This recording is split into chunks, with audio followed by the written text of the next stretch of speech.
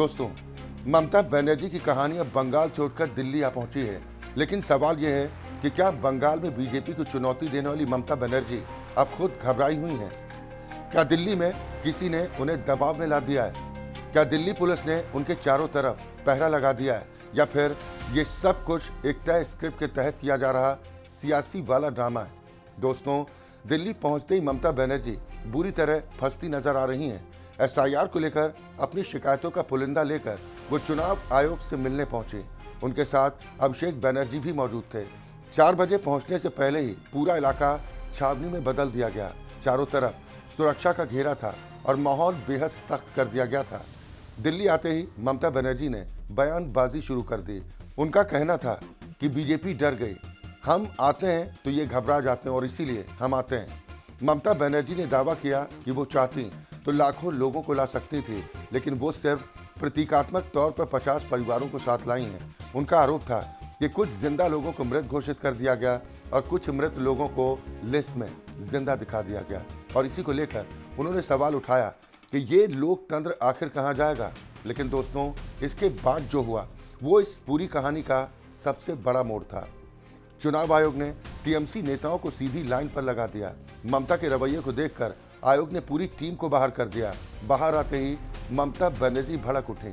उन्होंने आरोप लगाया कि उनके साथ अपमानजनक व्यवहार किया गया है और उन्होंने चुनाव आयोग के रवैये को एरोगेंट तक कह दिया। दोस्तों, दिल्ली पहुंचते ही ममता बनर्जी को एक के बाद एक झटके लगे, और अब मैं आपको बताऊंगा ये झटके सिर्फ शुरुआत हैं, क्योंकि ममता बनर्जी दिल्ली आकर चौतरफा फंस चुकी हैं। आज मैं आपको उदाहरणों के साथ दिखाऊंगा कि ममता किस तरह की राजनीति कर रही हैं। जिस तरह चुनाव आयोग ने उनकी रणनीति पर पानी फेर दिया, जिस तरह गृह मंत्रालय ने उनकी चालों को बेनकाब कर दिया, अब जनता को धीरे धीरे समझ आने लगा है। और दोस्तों, जो लोग सोचते हैं कि बंगाल में कुछ बदल नहीं सकता, यकीन मानिए चुनाव आयोग इस बार बेहद मजबूती के साथ काम कर रहा है। उसकी गूंज सीधे ममता बनर्जी तक पहुंच रही है। अब सवाल उठता है कि ममता बनर्जी आखिर दिल्ली क्यों आए। उन्होंने चुनाव आयोग से अपॉइंटमेंट लिया, लगातार मिलने का आग्रह किया। चुनाव आयोग ने भी साफ कहा कि आइए, आपका हक है। लेकिन जैसे ही ये लोग आयोग के सामने पहुंचे, वही पुरानी अकड़ दिखाई देने लगी। चुनाव आयोग ने साफ संदेश दे दिया, ये रवैया न बंगाल में चलेगा और न दिल्ली में। पहले अभिषेक बनर्जी ने भी यही किया था, उंगली उठाकर बहस की कोशिश, और अब वही अंदाज ममता बनर्जी ने भी अपनाया। बैठक के बाद बाहर निकलते ही आरोपों की बौछार शुरू हो गई।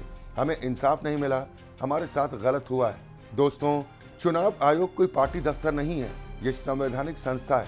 अगर संविधान ने नेताओं को सत्ता दी है तो उसी संविधान ने चुनाव आयोग को सबसे बड़ी ताकत भी दी है। अब दोस्तों, ये मामला सीधे अमित शाह से जुड़ता है। आपको याद होगा कि ममता बनर्जी ने गृह मंत्री अमित शाह को धमकी दी थी कि अगर हम चाहें तो आपको होटल से बाहर नहीं निकलने देंगे। अब वही ममता दिल्ली आई और बाहर आते ही माहौल बनाने लगी कि दिल्ली पुलिस ने हमें घेर लिया। लेकिन सच्चाई ये है कि न ममता गृह मंत्री को रोक सकती थी और न दिल्ली पुलिस ने उन्हें घेरा था। दिल्ली पुलिस ने बाकायदा प्रेस कॉन्फ्रेंस के जरिए साफ किया कि मुख्यमंत्री को Z+ सुरक्षा हासिल है, सुरक्षा देना हमारी जिम्मेदारी है। दोस्तों, ममता बनर्जी राजनीति में माहिर हैं।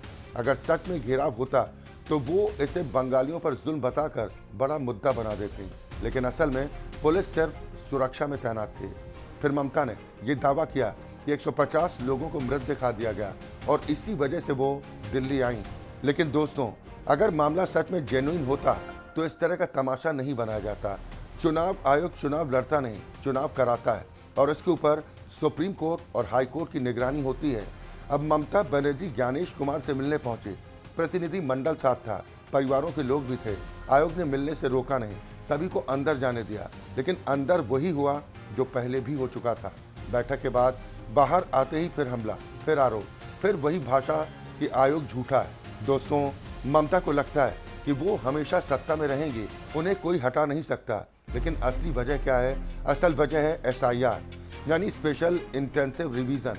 चुनाव आयोग को लाखों नाम संदिग्ध लगे। करीब 30 लाख लोग पूछताछ के लिए बुलाए गए, लेकिन सामने आए ही नहीं। और यही वजह है कि ममता बनर्जी बुरी तरह से बेचैन है। देश भर में प्रक्रिया चल रही है, लेकिन हंगामा सिर्फ बंगाल में क्यों? दोस्तों, ममता अब आखिरी लड़ाई लड़ रही हैं। उन्होंने सुप्रीम कोर्ट में भी याचिका डाल दी, वो भी ठीक 24 घंटे पहले। खुद ममता याचिकाकर्ता बनी और एसआईआर के साथ माइक्रो ऑब्जर्वर की नियुक्ति पर सवाल उठा दिया। अब चुनाव आयोग ने बड़ा कदम उठा लिया है। 8000 माइक्रो ऑब्जर्वर दूसरे राज्यों से लाए गए हैं। उन्हें सीधे एफआईआर और सस्पेंशन तक की ताकत दी गई है। अब बंगाल के अफसरों की मनमानी नहीं चलेगी और इसी वजह से ममता बनर्जी बुरी तरह फंस गईं। और वहीं दूसरी तरफ एक और झटका लगा हुमायूं कबीर की ओर से। मामला अब बदल रहा है। ओवैसी के साथ गठबंधन की चर्चाएं तेज हैं। मुस्लिम वोट बैंक में सेंध मारने की पूरी कोशिश है और हुमायूं कबीर का सबसे बड़ा खुलासा भी सामने आ चुका है। उनका दावा है कि यूसुफ पठान को जिताने के लिए ममता ने भड़काऊ भाषण देने को कहा था। उन्होंने हिंदू भाइयों से माफी भी मांगी और उसी दौरान 70-30 वाला बयान सामने आया। दोस्तों, ये बेहद खतरनाक राजनीति थी। वहीं दूसरी तरफ अब अमित शाह भी पूरी तैयारी में। उन्होंने बंगाल में बड़ी रैली कर साफ कहा, ममता दीदी आपका समय समाप्त हो गया है। उन्होंने दावा किया कि 2026 बंगाल के लिए परिवर्तन का साल होगा। दोस्तों, ममता दिल्ली आई थी कि माहौल बना ले, लेकिन बीजेपी भी पूरी तैयारी में। ये चुनाव बंगाल का सबसे कठिन चुनाव होगा। अब सवाल ये है दोस्तों, क्या बंगाल में बदलाव होगा? क्या ममता की राजनीति अपने आखिरी दौर में है? कमेंट कर हमें ज़रूर बताइए। आज की इस वीडियो में फिलहाल के लिए इतना ही। फिर आगे मिलते हैं नए अपडेट के साथ। तब तक के लिए नमस्कार।